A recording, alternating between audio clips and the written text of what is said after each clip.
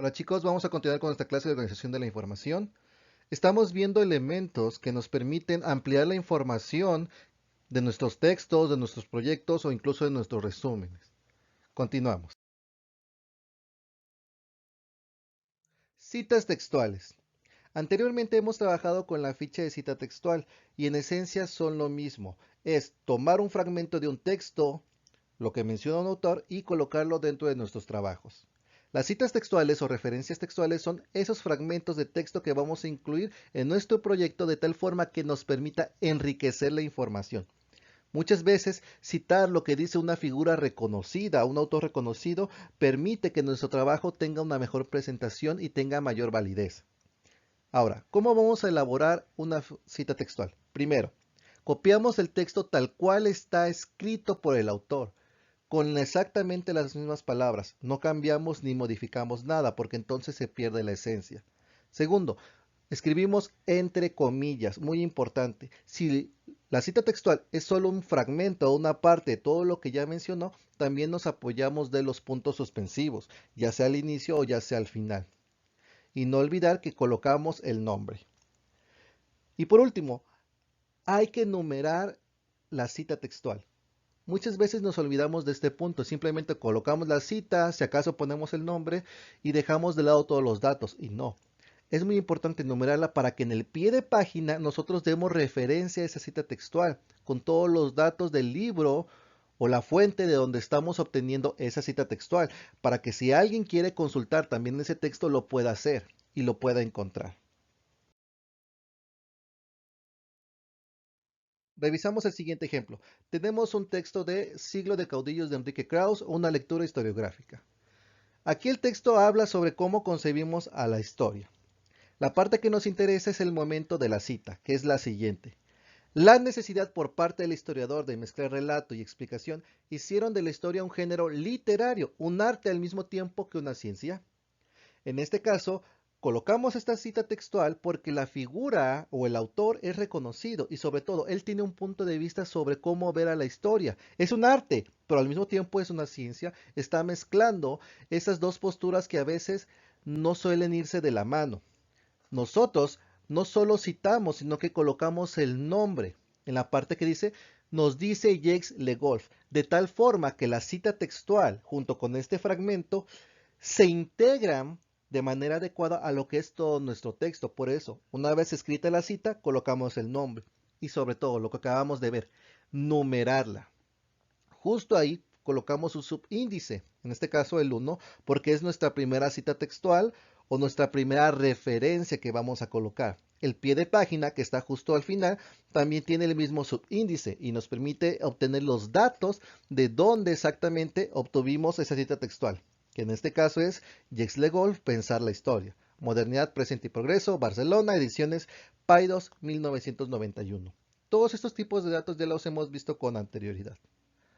Aquí al final, de hecho tenemos otra cita, pero vamos a ver cómo funciona. Dice, por su parte, Max Bloch ha propuesto que la historia es, y comenzamos la cita, ciencia de los hombres en el tiempo.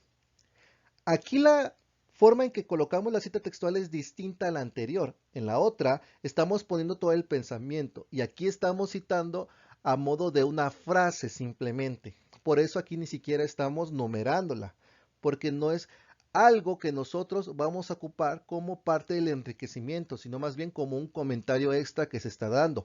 Pero sí es importante colocar o poner quién lo está mencionando, que en este caso es Max Bloch. Entonces, no hay que olvidar cómo efectuar una cita textual. En nuestros exámenes, nosotros tenemos que aprender a diferenciar qué es una cita textual y cómo la vamos a realizar. Entonces, recordemos, la cita textual es plasmar tal cual las palabras del autor y se escribe entre paréntesis. No olvidemos colocar el nombre y de preferencia enumerarlo para poder hacer la referencia. Vamos con el siguiente.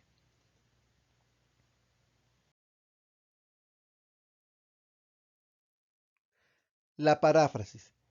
Es, en esencia, escribir con nuestras propias palabras las ideas del autor. Recordemos que la paráfrasis es un tanto similar a un resumen. La diferencia es que ahora somos nosotros los que estamos escribiendo ese resumen a nuestra forma de ver. Ojo, una cosa es que interpretemos las ideas principales, interpretemos el contenido, y otra cosa es que escribamos nuestro pensamiento. Eso es algo muy distinto.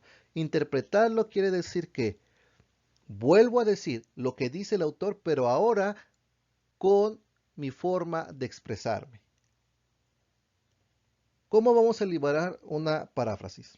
Primero, hay que identificar las ideas principales. Recordemos, de preferencia tener un cuaderno a la mano, una vez que las identificamos, las escribimos y estar haciendo nuestras anotaciones, es decir, interpretar esas ideas principales.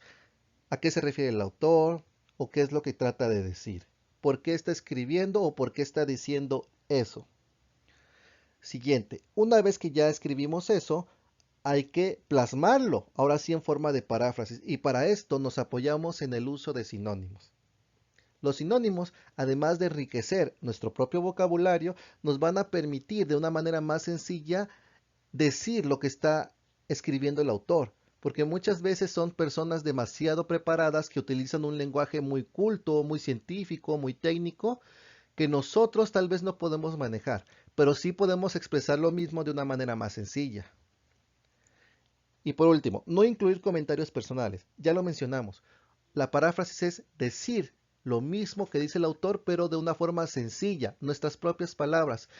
Pero al momento de interpretar, no voy a agregar mis propios comentarios, no voy a agregar mi punto de vista, no voy a agregar mi creencia. Eso no forma parte de la paráfrasis. Entonces, no olviden hacerlo esto. Revisamos el ejemplo.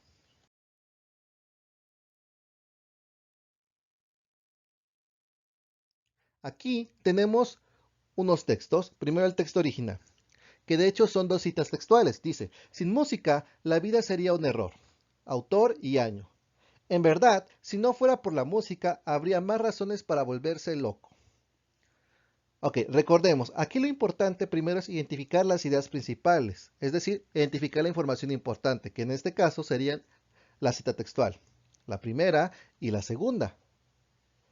El autor y el año en que ellos vivieron no nos interesa, eso forma parte de nuestras ideas secundarias. Y recordemos que lo que yo quiero al momento de interpretar es la idea principal, por lo tanto, esto lo voy a dejar de lado. Ahora, al momento de escribir mi paráfrasis, simplemente reinterpreto esa idea principal con mis propias palabras. Sin música la vida sería un error. Sin música vivir sería un error. La estoy reinterpretando, la estoy escribiendo, estoy dando el mismo mensaje, pero tal vez de una manera un poco más sencilla. Además, recordemos que el uso de sinónimos, en este caso, la vida, yo estoy sustituyéndolo por vivir. Estoy haciendo referencia a lo mismo. Segundo, si no fuera por la música, aquí yo lo estoy reinterpretando y lo estoy sustituyendo por si la música no existiera, estoy dando a entender lo mismo. En el primero me están dando la importancia de la música. Si no fuera por la música, aquí yo también se lo doy de tal forma de que hablo de la existencia, si la música no existiera. Otra cosa sería volverse loco, que yo aquí estoy interpretando como perder la razón.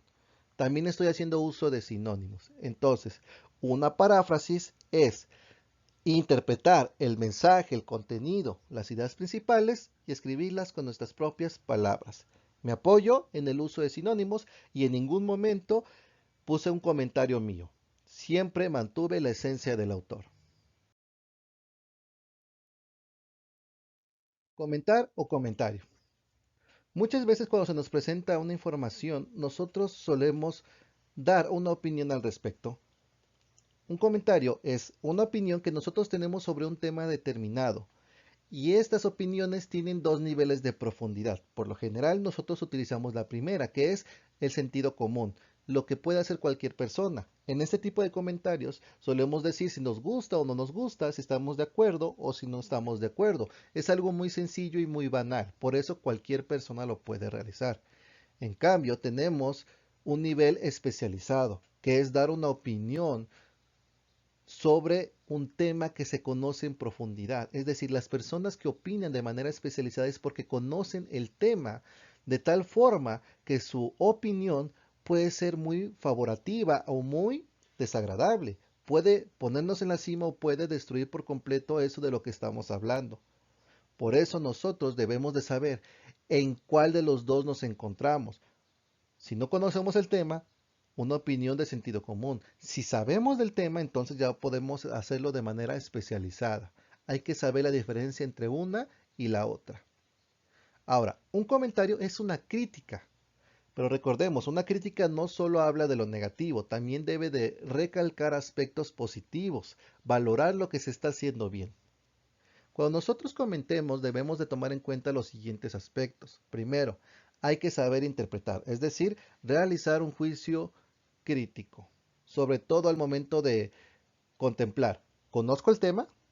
Si no lo conozco, una opinión de sentido común. ¿Me gusta o no me gusta? Si lo conozco, entonces ya puedo comenzar a especializarme. Ya puedo criticar, ya puedo valorar aspectos positivos y aspectos negativos. Cuando yo lo hago es porque quiero llevar a que el autor tenga una solución, lo quiero orientar. Quiero decirle, esto está mal, en esto te estás equivocando, pero esto lo estás haciendo bien. Este enfoque que te estás tomando en esta parte está muy bien, para que él pueda trabajar sobre sus fortalezas y sobre sus debilidades. Lo que ya hizo bien lo puede mejorar y lo que hizo mal lo puede arreglar. Por eso, una crítica o un comentario en forma de crítica debe siempre ir encaminado a brindarle una solución y no simplemente a decirle que todo lo que hace o todo lo que dice está mal. No, es brindarle una solución. Bueno chicos, con esto terminamos lo que es el tema de hoy. Nos vemos en la siguiente clase.